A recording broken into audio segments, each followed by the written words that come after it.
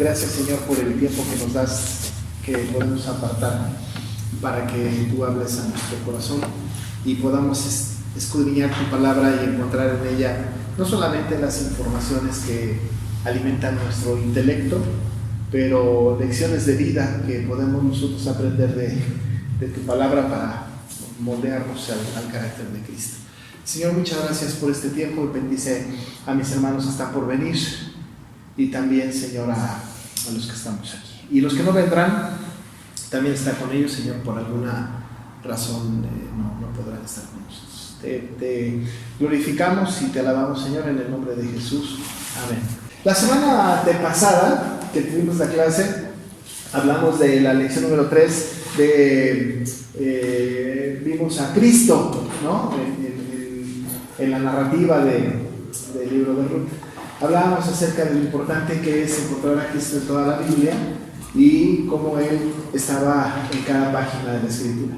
Y algo que quería yo comentarles es que hay algunas personas, ¿no? A mí me pasa en el seminario, con los alumnos del seminario, que me preguntan ¿cómo puede uno estar mencionando a Cristo todo el tiempo? Si hay libros en donde la palabra Cristo no está ahí, no está ni sugerido, ¿no? Entonces es importante como que podamos nosotros percibir no solamente su nombre, pero podemos percibir su tono, su presencia está ahí, ¿no? Si yo llegara, por ejemplo, el ejemplo que he dado en algunas ocasiones, es que si yo llegara con ustedes y les dijera, hermanos, ¿no? Si yo llegara ahorita con ustedes y dijera, hermanos, necesitamos sumarnos a la cuarta transformación, vamos a ir en contra de los fifís, me canso, ganso. Ustedes se saben de quién estoy hablando, pero nunca mencioné su nombre. ¿Pero por qué saben de lo que estoy hablando? Porque estoy utilizando un lenguaje que es propio de él, ¿no? Es decir, no estoy diciendo su nombre, no mencioné en absoluto a quién estoy refiriéndome, pero todo el tono, incluso si yo hablara como tabasqueño, que no me sale, pues, pero el tono, las expresiones, las palabras, las frases, ya saben ustedes de quién es. Es decir, culturalmente hablando, aun y cuando no mencione el nombre, todos los que estamos aquí estamos tan empapados de nuestra propia cultura, tan empapados de las circunstancias del mundo de hoy, que no necesito decir su nombre porque toda la terminología nos dirige hacia Andrés Manuel López Obrador, ¿no? Y solamente lo tomo como ejemplo, yo no hago política, pero lo tomo como ejemplo para... Tampoco vamos a seguir la cuarta transformación. No, hago un comentario para que podamos entender cómo, sin mencionarle, solo con las expresiones tan conocidas, tan repetidas, podemos saber de qué se refiere. El Antiguo Testamento habla de Cristo.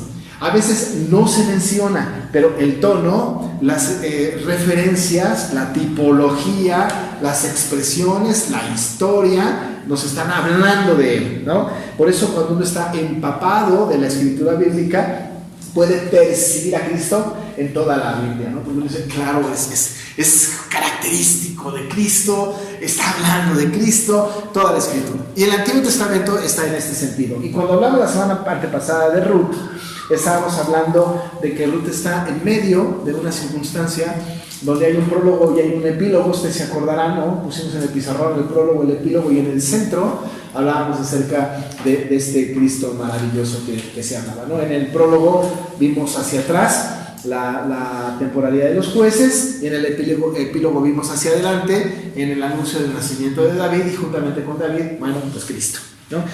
Y en medio vimos nosotros perfectamente bien a Cristo, o cómo se fueron dando los acontecimientos para anunciar a Cristo. Entonces ese es algo que vimos la semana pasada y no quisiera que quedara en el olvido.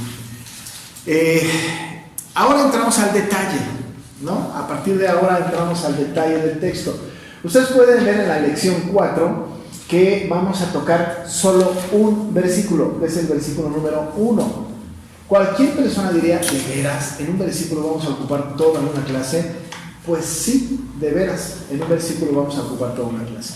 Y la vamos a ocupar, no será el tenor de toda la exposición de Ruth, ¿no?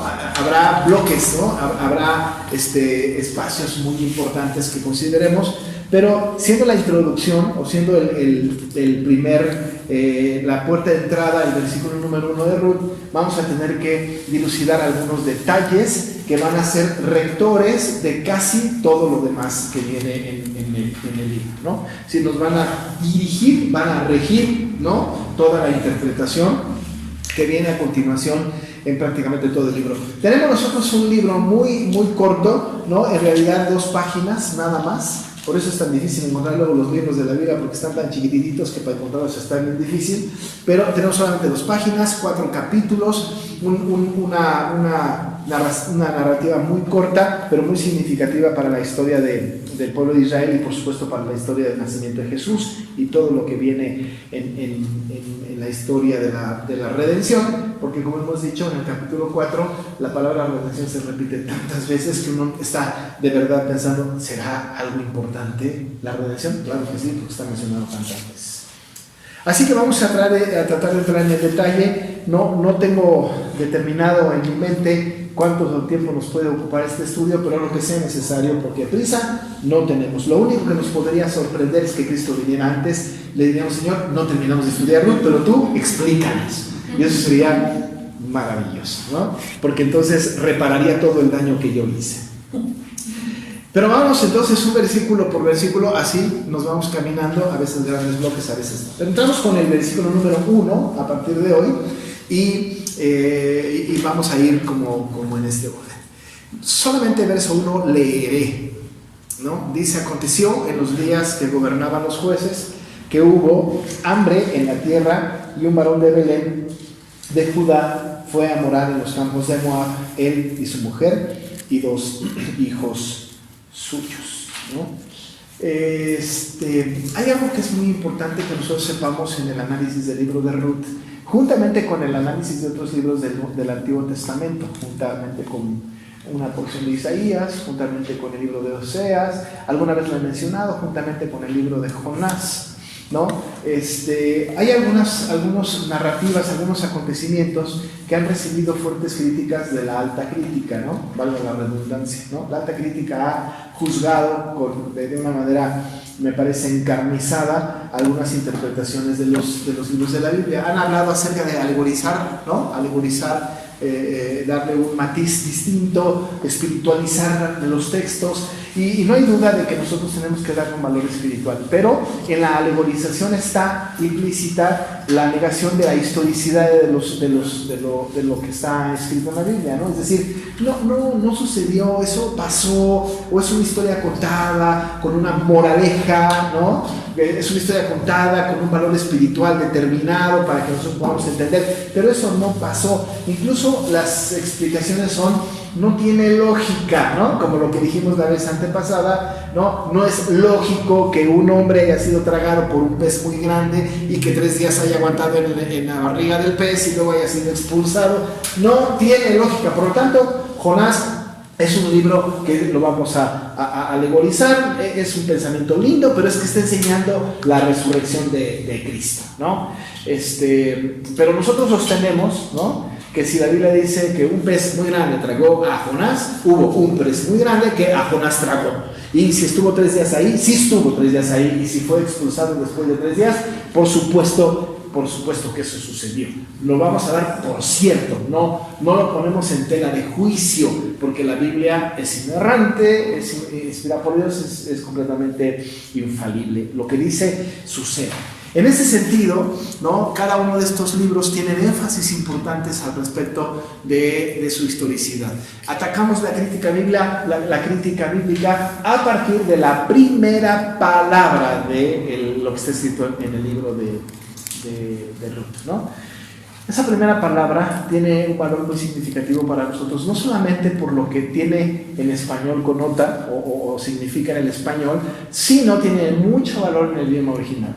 Pero nosotros tenemos una traducción muy linda, ¿no?, que va a tirar al suelo el tema de alegorizar el libro y no darle el valor histórico que necesita tener el libro.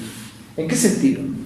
En la primera palabra que nosotros tenemos está la expresión aconteció, ¿no? Es decir, esto que voy a decir, diría el autor, sí pasó. ¿no? No dice, les voy a contar una historia, ¿no? No antepone como Jesús lo hizo en el Nuevo Testamento, y esta es una parábola, ¿no? O incluso el Señor, cuando quiso hacerlo, dijo, y esta es una alegoría. Cuando la Biblia explícitamente dice, esto es una parábola, esto es una alegoría, esta es una historia ficticia, bueno, pues entonces la tomamos como una historia ficticia. Pero, evidentemente, la primera expresión que tiene el libro es una expresión maravillosa en donde nos da certeza histórica, ¿no? La certeza histórica es que este acto, este acontecimiento, sí pasó, ¿no? No hay duda, sí sucedió. No fue un invento, no fue como que el autor dijera, les voy a inventar una historia, ¿no? Esto sucede solamente en nuestros ámbitos, ¿no? A veces a nuestros hijos les contamos historias, ¿no?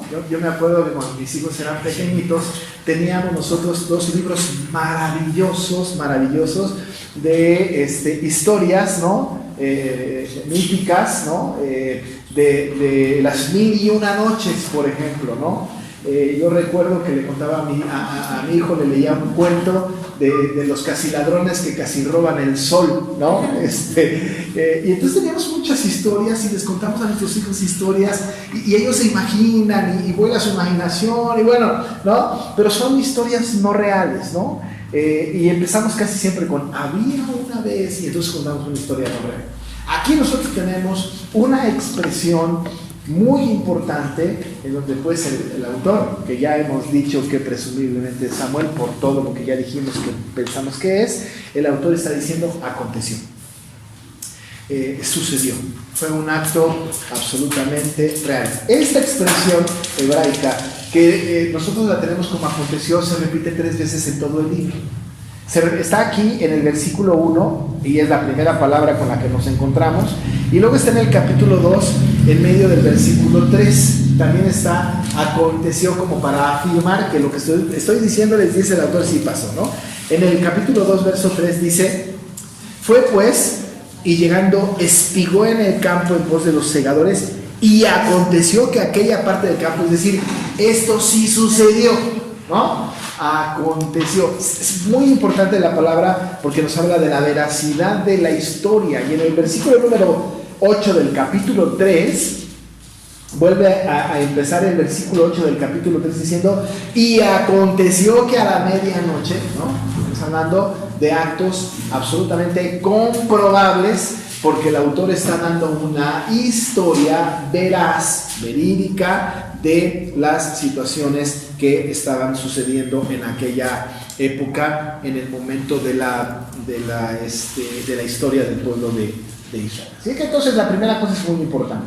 La primera palabra tumba la espiritualización del texto, tumba la alegorización del texto y le da un sentido real, histórico a lo que va a decir, ¿no? Lo que va a decir. Si yo me parara aquí y les contara la historia de mi vida, yo les podría llegar aquí y decir, aconteció en 1900 no sé cuánto, cuándo, no sé qué, y entonces yo ya les puedo dar una historia veraz de lo que aconteció, algo que a mí me constó, ¿no? Que a mí o no me constó quizá, pero tengo, ¿no? la historia veraz que puedo contar. La primera palabra pues entonces es sumamente importante en la interpretación de este libro. Hay otros libros que también empiezan con esta expresión, no está tan expresada en el texto, pero en el idioma original es como muy importante. Así que entonces tenemos ahí la primera expresión, pues que ya dijimos, tumba, con la espiritualización del texto y también con la alegorización del texto, y nos lleva a interpretar este libro como un hecho que sí sucedió. De tal manera entonces que sí existió una mujer llamada Noemí, sí existió un hombre llamado Elimelech, sí existieron Malón y Kelión, sí existió Ruth, sí existió Orfa, sí existió Boz, ¿no? Que son, digamos, los personajes de esta historia. Sí existieron. Pero luego entonces nos venimos a la siguiente frase, y es importante que vayamos casi frase por frase para ir degustando, ¿no?, el contenido del tema. Dice: aconteció en los días que gobernaban los jueces. Ahí tenemos que entrar en algunos detalles que consideramos que son importantes. Nosotros sabemos, por el último versículo del libro de los jueces, lo que estaba sucediendo en la época de los jueces, ¿no? ¿Qué dice el último versículo del libro de jueces? Lo tienen ahí, inmediato anterior, ¿no? En ese tiempo no había rey y cada quien hacía lo que bien le parecía. Tal cual, ¿no? Dice: en estos días no había rey en Israel, cada uno hacía lo que bien le parecía, y pum, de inmediato tenemos: aconteció en los días que gobernaban los jueces. Una cosa que es importante en este tema, que estamos nosotros entrando al estudio de Ruth con versículo por versículo, es que nos está ubicando en un tiempo en donde efectivamente, ¿no?, había anarquía, ¿no? Ya la definición de la anarquía está como muy clara para nosotros, y la define perfectamente bien el versículo 25 del capítulo 21 de Jueces. La anarquía es cuando todo el mundo, cada uno hacía lo que bien le parecía. Entonces no gobernaban los jueces. Vamos para allá. Tenemos nosotros una época de anarquía, ¿no? Una anarquía, y además la anarquía en este texto es bastante importante en el versículo 25 del capítulo 21 de Jueces, porque no habla de grupos, ¿no? Nosotros, por ejemplo, cuando había muchas marchas en el centro de la Ciudad de México, yo vivía ahí porque yo era pastor de Príncipe de Paz y estaba enfrentito en el centro, ahí, a media cuadra de la Alameda Central, y veíamos todo el movimiento de las marchas. Teníamos un poco de temor de un grupo que se llamaba los anarquistas, o se denominaron los anarquistas, y eran chavos, o a veces ni tan chavos, ¿no? Eran personas que venían a poner un desorden en la marcha, ¿no? Seguramente la marcha muy bien organizada, muy bien planeada, muy pacífica, muy caminando con sus carteles y lanzando consignas. Pero los anarquistas eran un grupo extraño que entraban a las marchas y hacían, ¿no?, un desmán, ¿no? Tiraban puertas, rompían vidrios, asaltaban tiendas de conveniencia, tanto así que en la avenida Juárez todos los negocios tapeaban, ¿no? Ponían tablas, vallas, pues, para evitar, no los marchistas que eran como más pacíficos, sino más tenían miedo de los anarquistas, pero era un grupo, ¿no? Era un grupo. Dice la definición del anarquista, ¿no? En algún momento que yo leí, que el anarquista, o cuando hay un grupo, ¿no?, anarquista, ya no es tan anarquista, porque hay alguien que les está gobernando, ¿no? Alguien que les está instruyendo, ¿no? El anarquismo puro, ¿no? Y si somos puristas, pues es de Jueces, porque dice cada uno, ¿no? Cada uno hacía lo que bien les parecía. Nos queda claro que en la época que se escribe el libro de Ruth está clarísima la anarquía, porque cada uno, Elimelech tomó la decisión de salirse de Belén y de irse a Moab. O sea, no se juntó con un grupo, no nos habla de que un grupo de personas en Belén salieron de Belén para irse a Moab, nos habla de uno solo que toma una determinación basado en su situación particular y sale de Belén para irse a Moab. Pero nosotros tenemos en el contexto entonces esta primera cosa que es muy importante. Tenemos una cita, nos ubica el autor en un contexto histórico muy importante, nos pone en este lugar y nos dice que había o que estaba siendo escrito este libro en la época en que los jueces, en la época en que el pueblo hacía cada uno lo que bien le parecía. Esa es la primera cosa que tenemos. Estamos ubicados en la época de los jueces. Ahorita trataremos de ubicarnos más o menos en qué juez, ¿no?, estaba ubicada la historia, porque si fue en la época de los jueces, la pregunta que tiene que salirnos a nosotros es, pues había 12, ¿no? Contando a Barak y a Samuel, eran 12 jueces, ¿no? Si sumamos a Débora y a Barak juntos y quitamos a Samuel, pues no, pero si ponemos a Samuel y ponemos separados a Débora y a Barak, son 12. ¿En qué momento? ¿No? ¿En qué momento de los jueces? ¿Con Otoniel, que fue el primero? ¿O con Sansón o Samuel? ¿Dónde, no? Es decir, ¿dónde está ubicada la historia? Ahorita la vamos a ubicar, ¿no? Ahorita la vamos a ubicar, pero esa es la primera cosa, que está en la época de los jueces. La otra, que ya ahorita dijo Gloria, que es importante enfatizar, es ¿no? Si cada quien hacía lo que le parecía, y era la época de los jueces en ese tiempo, dice la Biblia, ¿no?, que gobernaban los jueces. Dice en la época, en los días que gobernaban los jueces. Diríamos a la Biblia las preguntas de rigor que yo digo a mis alumnos de predicación: pregúntenle al texto, ¿no? ¿Por qué? ¿Por qué si terminaste diciendo que cada uno hacía lo que bien le parecía y que el pueblo era un rebelde de marca, ahora dices que los jueces gobernaban? Bueno, hay una cosa muy interesante y muy importante que tenemos que resaltar. Cuando el pueblo, en su círculo vicioso de apostasía, opresión, clamor y liberación, que ese es un círculo que se siguió en todos los jueces, ¿no? Les repito el círculo porque lo pueden ir leyendo en cada juez, ¿no? Es apostasía, opresión, clamor y liberación. ¿Ya entienden, no? Apostasía, opresión, clamor, liberación.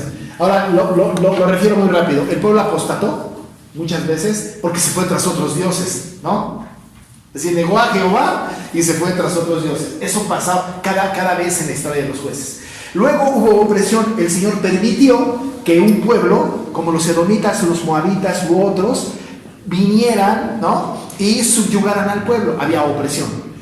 El pueblo, después de 8 años, 18 años, 23 años, lo que sea de opresión, entonces, ¿no?, clamaron al Señor: Señor, por favor, ayúdanos. Hubo clamor y el Señor escucha el clamor y manda un juez. Y así se repite todas las veces en este ciclo de la época de los jueces, ¿no? Entonces, ahí tienen ustedes más o menos el círculo vicioso en el que entró el pueblo, ¿no? Había apostasía, opresión, clamor y liberación. Si ustedes leen el libro de los jueces con estas 4 cosas, van a encontrar un patrón, ¿no? Van a encontrar que así fue.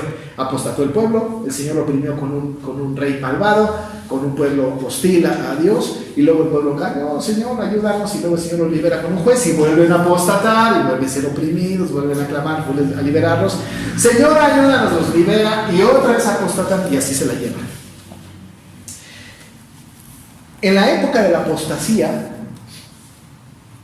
básicamente, y de la opresión, había anarquía.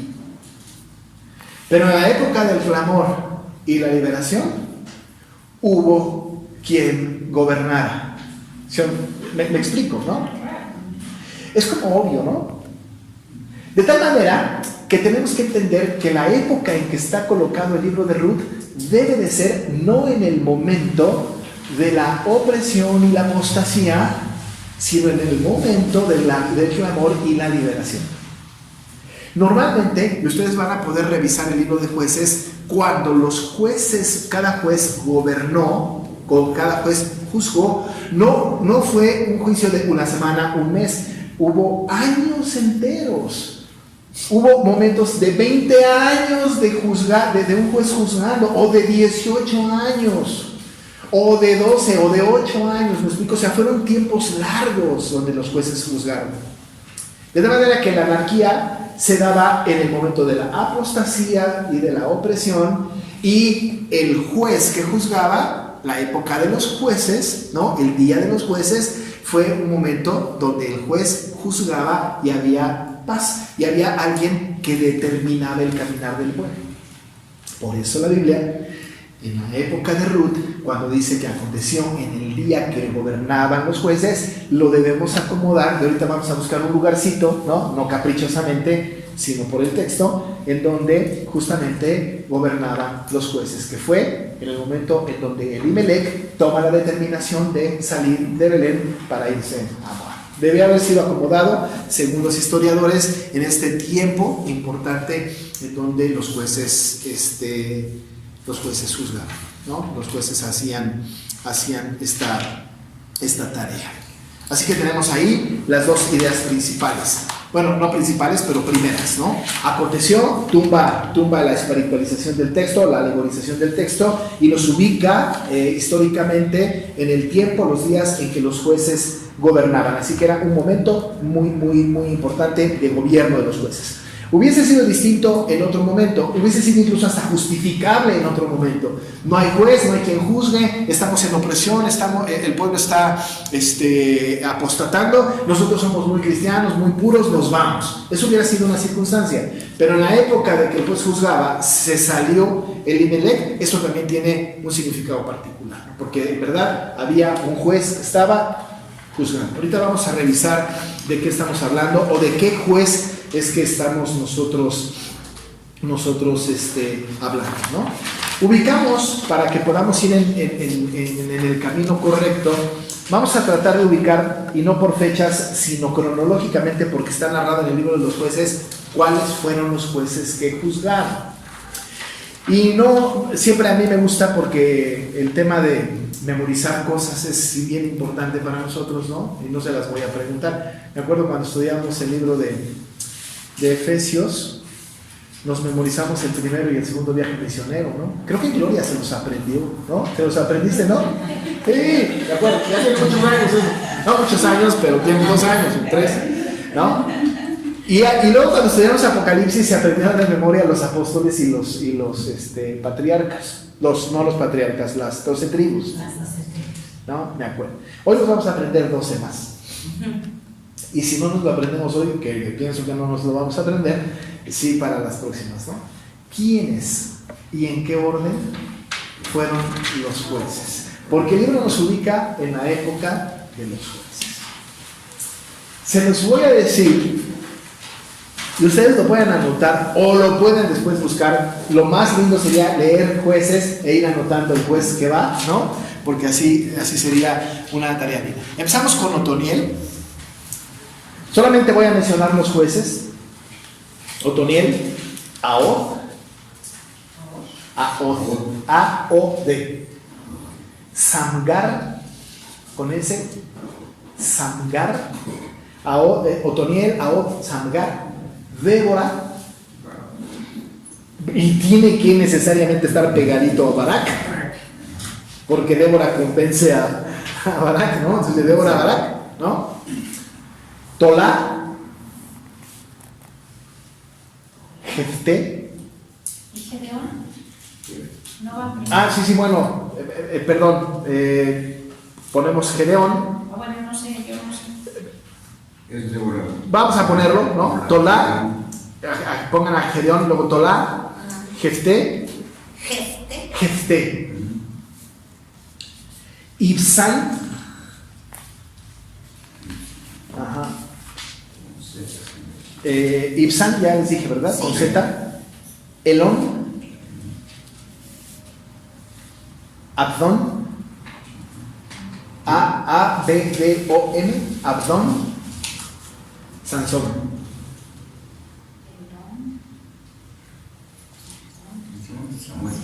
Y Samuel, ¿no? A Samuel lo vamos a dejar, él juzgó, pero lo vamos a dejar un poquito aparte. Pero Otoniel, Ahod, Samgar, Débora, Barak, Gedeón, Tolá, Jefté, Ibsán, Elón, Abdón, Sansón, ¿no? Están los nombres medio raros, ¿no? Sí. Yo no he conocido conozco a alguien que se llama Otoniel, Débora, Barak, Jefté, Sansón. No he conocido a nadie Sansón. Había uno principal. Sí, Sansón. Bueno, no, perdón, Gloria. Muy bien. Solamente para referencia, solamente para que los tengamos en la mente, léanlos. Sí. Vean el ciclo, este ciclo perverso del pueblo: apostasía, opresión, clamor, liberación. Disfrútenlo, léanlo, estudienlo bajo este cristal, ¿no? Bajo este cristal. ¿En qué punto, ¿no?, está escrito el libro de Ruth? ¿En qué momento histórico de los jueces? Porque dice que en la época de los jueces, ¿no? Entonces, tenemos que buscar nosotros un momento en donde pueda estar justificable el asunto de que juez. Vamos a tener varias consideraciones para ubicar al juez. Una, cuando Elimelec decide irse con Noemí y con sus hijos a Moab, el dato de ir a Moab es significativo, ¿no? Es decir, es significativo. Si fueron a Moab, ¿no? Es posible que en el momento de la opresión, de la apostasía, opresión, luego el clamor, hayan sido ellos oprimidos por Moab, para que después se pudieran ir a Moab, que era como más fácil. Es que en el momento de la opresión, ¿no? Es como si el gobierno o que está oprimiendo tuviera visa o no visa, nada más es entrada libre al país que les estaba oprimiendo. ¿Sí me explico? Ahora, si Moab es el lugar o el país o la región que estaba subyugando al pueblo, oprimiendo al pueblo, tenemos que ubicar en el libro de Jueces qué rey era el que estaba oprimiendo, ¿no? Y si ese rey estaba oprimiendo, ¿de qué nacionalidad era? Tenemos nosotros la narrativa en el libro de Jueces de un rey moabita. Está en el capítulo 3 de Jueces.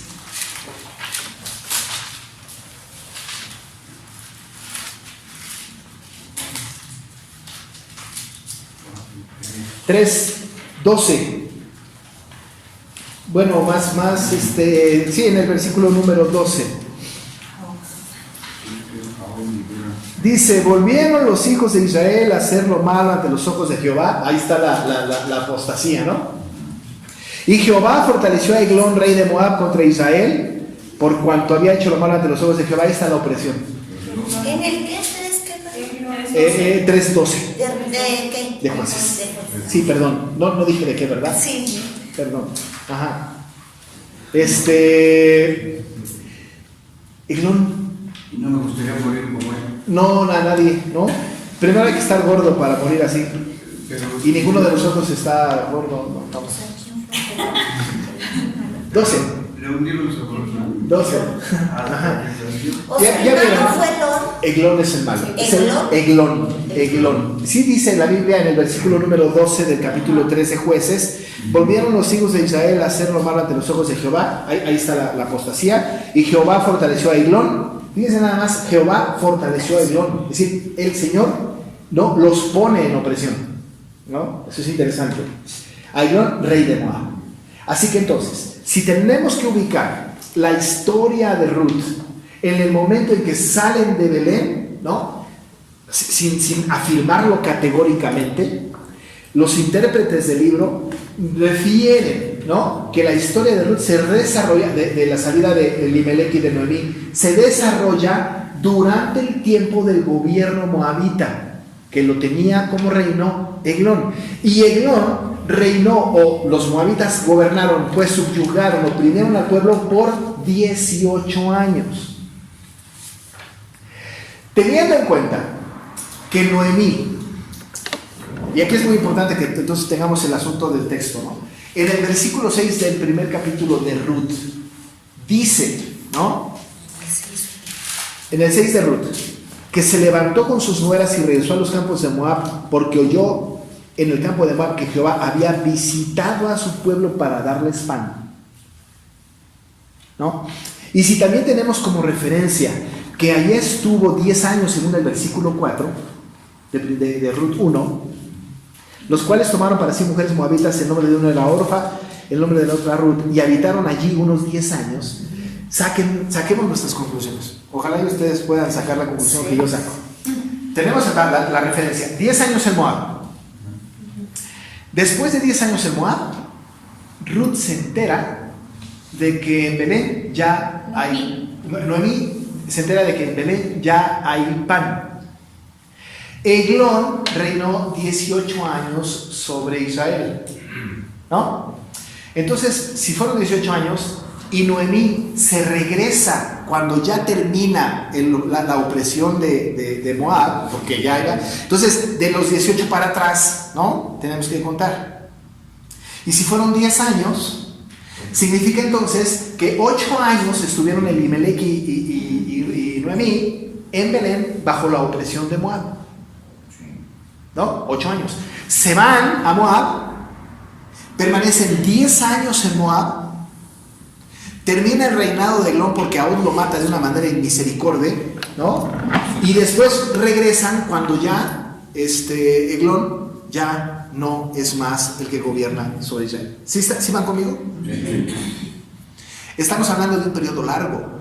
De tal manera que Noemí, Elimelech, Malón y Kelión y Elimelech se murieron ahí en Moab. Pero Noemí, ¿no?, experimentó la opresión de Eglón y experimentó la liberación. Porque en la liberación estaba implícito que entonces regresó la comida a Belén y ella regresa con su nuera. ¿Vamos bien cronológicamente? Bueno, yo tengo a veces temor de ser así como muy específico en estas cosas, pero es importante conocer y ubicarnos geográfica e históricamente en el momento que se da. De tal manera entonces que casi podemos afirmar con cierto grado de error, ¿no?, que el tiempo, ¿no?, en que ellas salen fue en el tiempo en donde juzgó a Oz, en donde Eglón fue el rey, que era rey moabita, y que permanecieron 10 años en el reinado de Eglón hasta que sale Noemí junto con Orfa y Ruth en el juicio o en la judicatura de Samgar. Después de Oz sigue Samgar. Seguramente cuando ya vino el clamor y vino la liberación, llegaron de regreso Noemí y Ruth y ya, nada más ellas dos, ¿no?, de regreso a Belén. Bueno, ese es solamente un dato importante para ubicarnos históricamente dónde estamos colocados. Tenemos casi 2 o 3 cosas que son muy importantes. Tenemos una especulación santa de su autor, Samuel. Y digo una especulación santa porque no deja de ser especulación, porque la Biblia no dice. Tenemos una especulación santa también respecto de la temporalidad de la salida de Noemí y Elimelech, que es en la época de la judicatura de Ahod y el gobierno de Eglón por 18 años. Tenemos nosotros la conjetura santa también de que salieron de allá en la época de Samgar, ¿no? Ya los ubicamos más o menos en esta temporalidad. Y tenemos la historia de que ellos salieron en la época en donde no estaba la opresión y la apostasía, sino el clamor y la liberación, porque fue cuando gobernaban los jueces. Ahí sí había gobierno, ¿no? No todo el tiempo fue de anarquía. Hubo tiempos muy importantes de juicios importantes, de judicaturas importantes de los jueces, ¿no? Para no darles descrédito, ¿no? Porque dicen, la época de los jueces fue toda la época de anarquía. No es cierto, hubo tiempos de donde gobernaban los jueces, ¿no? Y este fue uno de estos tiempos. La siguiente frase del texto, ya vimos que aconteció, ya vimos en los días que gobernaban los jueces, pero este es otro dato muy importante. Hubo hambre en la tierra. Dice la palabra que estamos hablando de el lugar, ¿no?, específico que es Belén. No podemos considerar que en toda la tierra había hambre, porque se fueron a Moab y en Moab sí había comida. Estamos hablando de un término general de la tierra. Toda la tierra tiene que ver con la tierra de influencia, ¿no? Toda la tierra con la tierra de influencia que era Belén, particularmente, ¿no? Hemos dicho en el pasado que muy curiosamente, ¿no?, no hay pan en la tierra de pan, ¿no? Porque Belén significa casa de pan. Pero no había pan en la tierra, en la casa de pan. Tuvieron que salir. Había hambre en la tierra que es específicamente Belén. Ahora, un dato muy importante, porque va a ser el término teológico, el concepto teológico de todo el libro, que es muy importante considerarlo, es que nosotros vemos ahí que no había pan en Belén, o no había comida, o había hambre en la tierra. Uno se preguntaría por qué el Señor permite que haya esta situación de hambre en Belén. Esto obligó a Elimelech y a Noemí a salir de Belén. Cualquiera de nosotros pudiésemos juzgarlo duramente a Elimelech diciendo que bárbaro, que falta de fe, porque no se quedó en Belén como todos los demás. Pero la verdad de las cosas es que Elimelech tomó una determinación bajo el principio de la providencia concurrente de Dios. Y eso es algo que voy a explicar ahora. Porque cuando hay algunas cosas que son de esta naturaleza, en donde hay una desobediencia aparente en donde sale el pueblo o sale las personas aparentemente en un acto que no debieron haber hecho porque no era la voluntad de Dios, tenemos que pensar en que si a Dios se le salió de las manos. ¿Será que a Dios se le salió de su control y luego reparó la historia? ¿O será que ya lo tenía planeado y en su plan completo y perfecto Él permite que esto suceda? Si nosotros vemos en el libro de los jueces que el Señor entrega a la opresión al pueblo, entonces el Señor también pudo haber puesto hambre, o sea, pudo haber quitado la comida deliberadamente. 2 veces sucedió, o por lo menos tenemos referencia de 2 acontecimientos en donde el Señor hace eso. Uno en la época de Elías, cuando lo manda con el rey Acab y le va a decir al rey Acab: por 3 años y medio no habrá lluvia ni rocío, sino por mi palabra. Y no hubo, y hubo gran hambre. Tanto así que Elías tuvo que ser alimentado por cuervos en el arroyo de Kerit y tuvo que comer una torta de pan, ¿no? Con la ayuda de Sarepta encima. Es decir, por mandato del Señor separó la comida.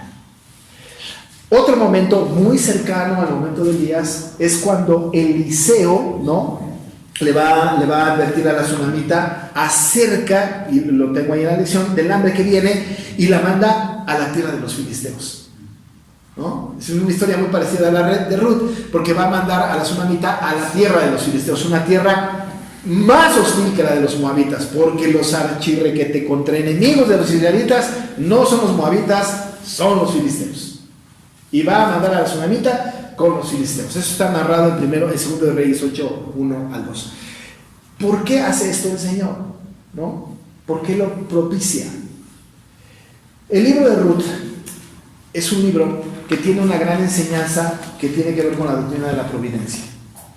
Y aquí es donde quiero detenerme un poquito más, solamente para explicar el asunto de la providencia, porque me parece que es importante en el entendimiento y en la interpretación del libro.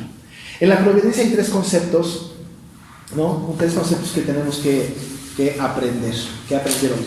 Conceptos teológicos, ¿no? 1, la providencia y la preservación. 2, ahorita lo escribo. La providencia y la concurrencia. Y 3, la providencia y el pecado. Sí. Bueno, lo escribiría porque no hay con qué. Se los dicto. 1, la providencia y la preservación.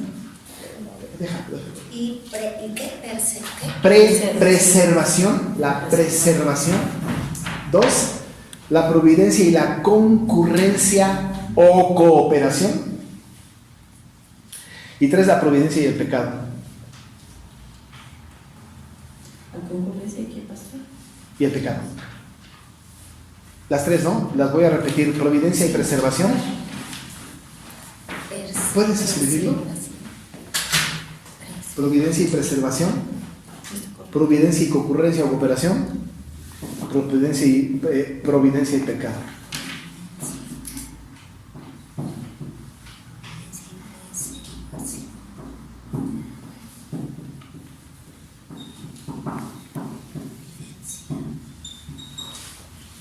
Concurrencia y providencia y pecado. ¿Pero de esos conceptos de qué época? ¿De qué? Conceptos de la De la providencia. Todos esos son conceptos. De hecho, pudiéramos haber puesto aquí providencia y preservación, concurrencia y pecado, ¿no? ¿Por qué hablamos de la providencia? Porque es muy necesario en el análisis del libro de Ruth, ¿no? La providencia. Nosotros sabemos que cuando el Señor creó al mundo, no lo creó como los deístas creen, como habiendo hecho una obra maestra, darle cuerda como un reloj y dejarlo funcionando y él se desentiende. No nos podemos imaginar nosotros a un Dios desentendido de su creación. Si nosotros tuviésemos la idea de que Dios se desentiende de la creación, entonces no estaríamos creyendo en la inmanencia de Dios. La inmanencia significa que Dios está no solamente presente en medio de nosotros, sino gobernando en medio de nosotros, ¿no? Él es el rey. En Él están sujetas todas las cosas. Cuando nosotros tenemos un concepto de Dios como involucrado con la creación, está involucrado con su creación, estamos considerando a un Dios que está no solamente involucrado, sino que va manejando la historia de la creación y de todas las cosas creadas, por supuesto, de acuerdo a su decreto eterno. El decreto eterno de Dios es uno nada más. No decretos, pero uno. Y el decreto que tiene Dios es la salvación de sus escogidos. El Señor hizo todo y está haciendo todo para que hasta el último de los elegidos entre al redil. Una vez que el último de los elegidos entre, el mundo se acaba. De tal manera que todo está hecho para eso. Todas las circunstancias de la vida están pasando para atraer a sus elegidos al redil. Esas son, como diría el catecismo de Heidelberg, ¿no? No de Heidelberg, no, de Westminster, ¿no? Son las causas contingentes. Todo lo que sucede. Voy a poner un ejemplo.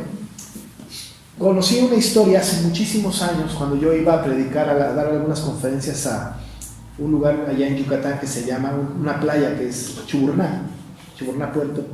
Hacían un campamento muy grande. Y entonces yo iba junto con mi esposa a ese campamento. Y luego nos contaron una historia que cuando estábamos subiendo uno de los muros de Chuburná, o no recuerdo si ahí lo construyeron en otro lado, creo que ahí, una campera, ¿no? El muro se cayó y la mató. Y la familia no era creyente. Por ese acontecimiento tuvieron contacto con la mamá. Y por ese acontecimiento la mamá vino a Cristo.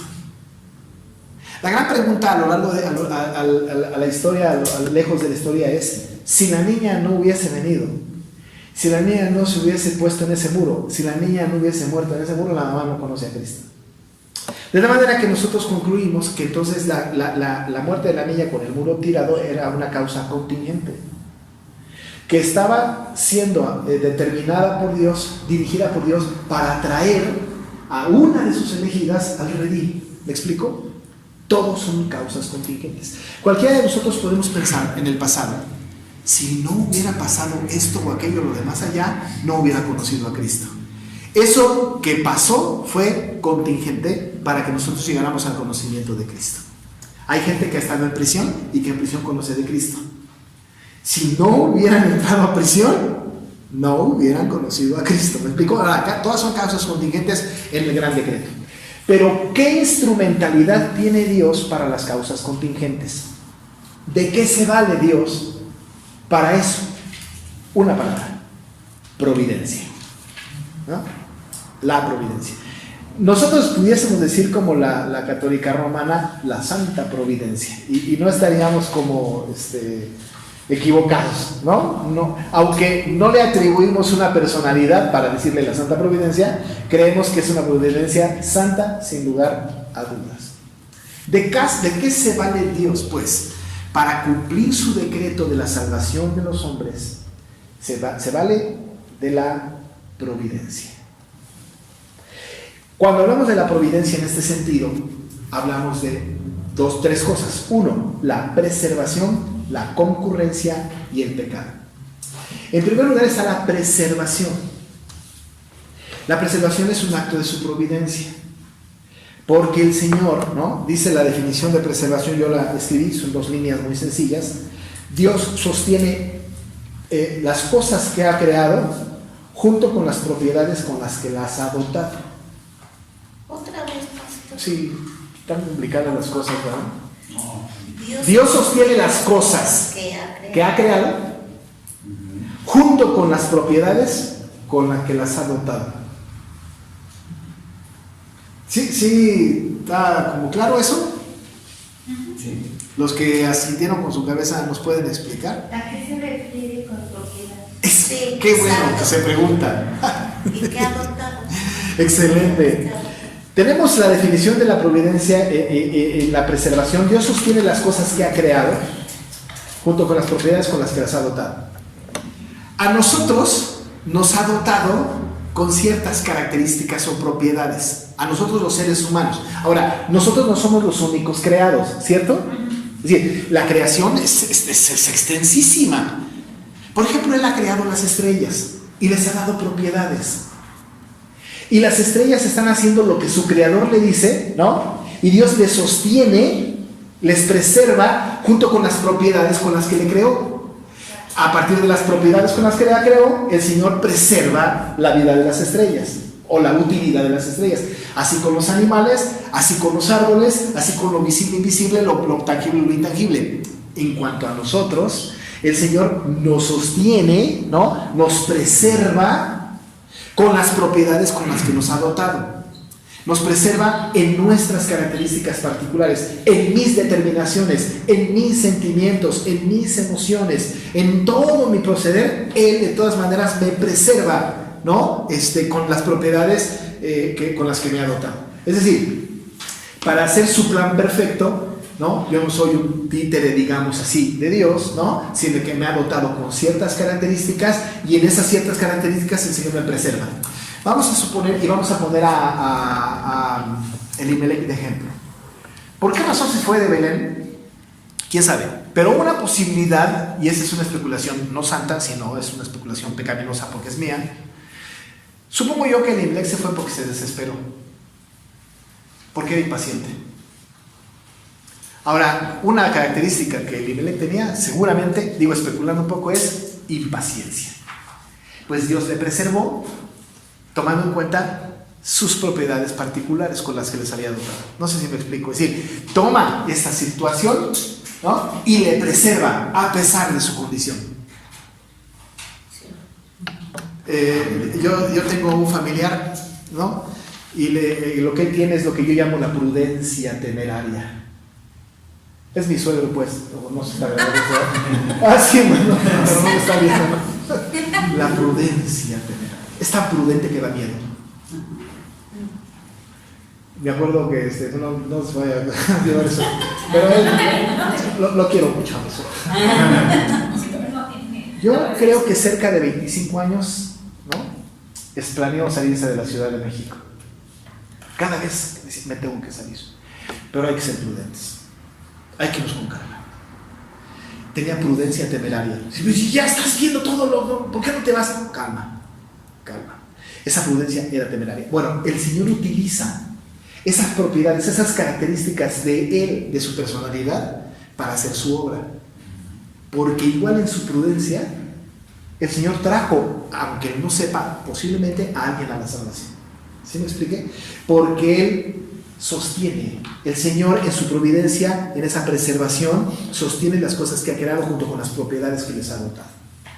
En el caso de Elimelech, ¿no? Su característica particular, su afán de salir, su preocupación por la comida de su familia, ¿no? Lo hizo salir de Belén, pero el Señor preservó la vida de Elimelech por lo menos un ratito. De Noemí nos queda claro que mucho tiempo, de Elimelech un ratito, pero lo utilizó para cumplir un propósito divino. Eso es un acto de su providencia. Pero la providencia tiene un segundo concepto, que es la concurrencia o cooperación. La concurrencia o cooperación, les voy a decir la definición como lo escribí, es la cooperación del poder divino con todos los poderes subordinados según las leyes establecidas. Otra vez. Sí, tan raras mis definiciones, ¿verdad? Pero bueno, las voy explicando y después nos va a seguir. Cooperación del poder divino con todos los poderes subordinados según las leyes establecidas.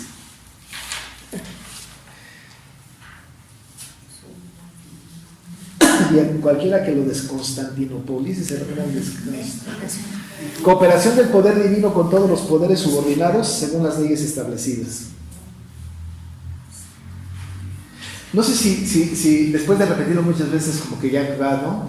Como yo soy muy duro de mi cabeza y tengo mucho trabajo para aprender las cosas, lo repito hasta que ya me tiene sentido para mí, ¿no? Pero la concurrencia es la cooperación del poder divino, vamos por partes. La cooperación del poder divino es Dios participando, ¿no? Es Dios participando en todos los poderes subordinados en mi poder, según las leyes establecidas por Él. Yo no me salgo, ¿no?, de su control de ninguna manera, pero soy libre de mis actos y responsable de mis actos. Soy absolutamente responsable. Pero está el poder de Dios. Pero está el poder de Dios ahí. Y en control. Absolutamente. La Biblia señala un acto de concurrencia, la entrega de José de parte de sus hermanos. ¿Sí ven la concurrencia? Dentro de la providencia de Dios, aquellos malvados, ¿no?, hicieron algo, determinaron algo. Y eso que determinaron está determinado en el círculo, en el ámbito, en la cosmovisión de la ley de Dios. Eso que hicieron estaba regido, de todas maneras, no se salieron de lo establecido por Dios.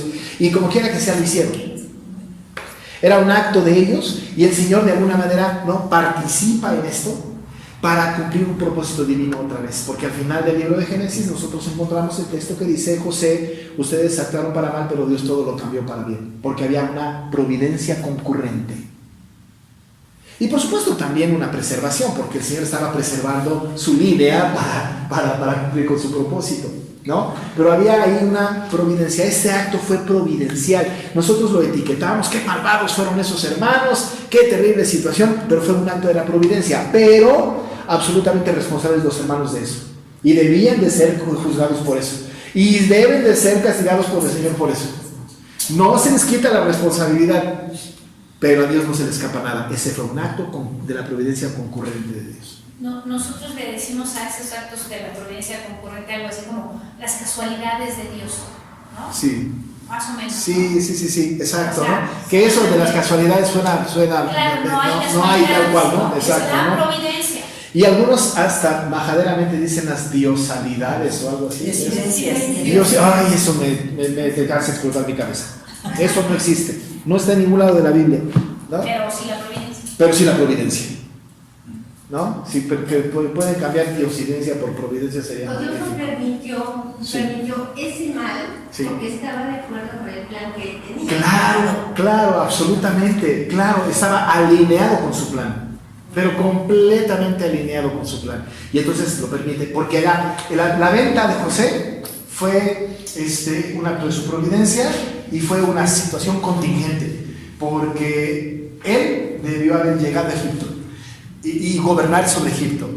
Y la manera que utilizó Dios para eso fue la maldad de sus hermanos, que le tenían coraje, le tenían celos, ¿no? Y que además no se salieron con la suya. No se salieron con la suya. Pero el Señor cumplió su propósito, porque con nosotros, sin nosotros o a pesar de nosotros, el Señor cumple sus propósitos. No, eso es algo maravilloso, ¿no? Maravilloso. Y el pecado, ¿no? Alguien dice: ¿de veras el pecado es parte de su providencia? Sí. Por supuesto que pagamos por nuestros pecados, sufrimos las consecuencias de nuestro pecado, ¿no? Lamentamos nuestro pecado, pero el Señor ha sido providente en nuestro pecado. ¿Saben qué ejemplo tenemos más grande de la historia de la humanidad? El adulterio de David con Betsabé. Que se arrepintió, bueno, no vieran cómo se arrepintió, bueno, sí saben, ¿no? Donde están los 51 y 32 está clarísimo su arrepentimiento. Pero el Señor providentemente por su pecado, ¿no? Pues viene Cristo. No quiero decir que Cristo es producto del pecado, por supuesto que no, pero el pecado de David, ¿no? Y Dios providentemente, estando en esta circunstancia, permite semejante cosa tan grave del ungido de Jehová, ¿no? De un hombre conforme al corazón de Dios, del rey que no ha habido ni habrá rey sobre la tierra como David. Por supuesto Jesús es el mejor, ¿no? Pero de este hombre maravilloso que derramó su corazón delante del Señor y que tenemos nosotros los más lindos salmos que han existido en la humanidad gracias a él, ¿no? Pecó. Y la providencia de Dios, ¿no? En la providencia de Dios se permite que este acto pecaminoso se lleve a cabo para cumplir con su propósito divino. Dice la definición: los actos pecaminosos están bajo el control divino y suceden según la predeterminación y el propósito de Dios. ¿Otra vez? Sí, mi hermana. Los actos pecaminosos están bajo el control divino y suceden según la predeterminación y el propósito de Dios. Entonces los actos pecaminosos están bajo el control divino y suceden según la predestinación y el propósito de Dios. El Señor es providente hasta nuestro pecado. Ahora, no quiero decir, ¿no?, que entonces vamos a pecar porque Dios se va a... No. Somos absolutamente responsables y ofendemos a Dios cada que pecamos. Y tenemos que venir en confesión. Pero nuestro pecado no desvía de ninguna manera el plan que tiene Dios para la humanidad. No lo estorba. De ninguna manera. ¿No? Porque el Señor hasta de nuestro pecado se vale para cumplir su propósito, como el pecado de David. El Señor ya tenía en la mente, porque así lo había hecho, que naciera, ¿no?, que muriera el niño del producto del adulterio, pero tenía en la mente el nacimiento de Salomón, ¿no? Sin duda. Y se valió del pecado de David para eso. No lo manipuló, es absolutamente responsable de David. Y confesó su pecado. Y el Señor lo perdonó. Pero hasta en el pecado fue providente.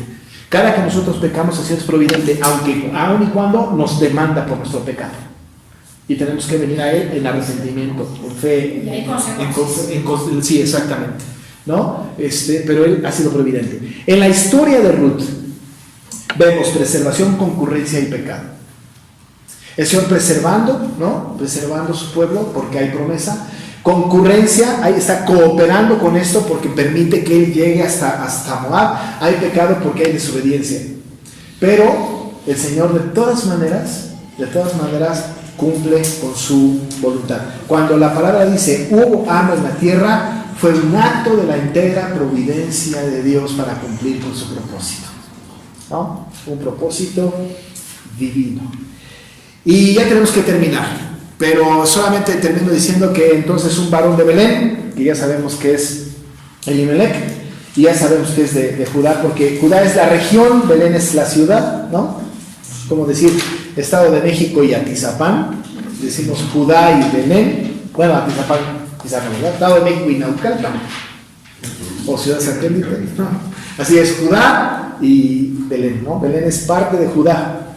Belén de Judá fue a morar en los campos de Moab, que ya conocemos Moab, a 80 kilómetros de Belén, dándole la vuelta al mar Salado o al mar Muerto, ¿no? A las montañas donde había de comer, él y su mujer y 2 hijos suyos. En la próxima semana diremos algunas cosas al respecto, porque cuando la Biblia dice y 2 hijos suyos, la pregunta es, ¿y tenía más que se quedaron en Belén?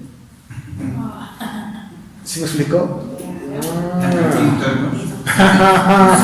¿No? Y también comentaremos la próxima semana que algunos especulan que Ruth era hija de Eglón, porque Eglón, rey moabita. Y entonces algunas especulaciones que tienen documentadas, sobre todo por Flavio Josefo en las Antigüedades de los Judíos y en el Talmud, afirman que Ruth fue hija de Eglón. Y ustedes quiero que lean la historia de cómo murió Eglón para que no duerman esta noche. Sí, te lo recomiendo. Bueno, vamos a dejarlo aquí, amados hermanos. Ya nos echamos la hora completita, se va rápido, pero vamos a pedir un poquito, no vamos a hacerlo igual, verso por verso o frase por frase, pero cuando es necesario, sí. Cuando es necesario, sí. Vamos a orar, ¿no? Para acabar. Señor, muchas gracias por este tiempo, por esta hora que pudimos estar juntos aprendiendo estas cosas. Nos queda claro, Señor, que tú en tu providencia santa nos preservas, hay concurrencia y también gobiernas sobre nuestro pecado para cumplir tu propósito. De ninguna manera te estorbamos, aún y nuestros actos pecaminosos a ti te son útiles para cumplir con el propósito que tienes de la redención de tus redimidos. Padre, permite de todas maneras que nosotros tengamos una actitud de buscar la santidad por sobre todas las cosas, porque ese es tu deseo para nosotros.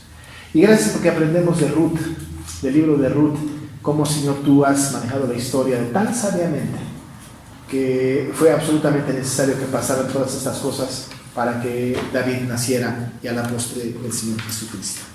Dirígenos a casa ahora, Señor, danos un buen descanso y permite que gocemos de ti mientras que nos veamos hasta la próxima vez en el nombre de Jesús. Amén.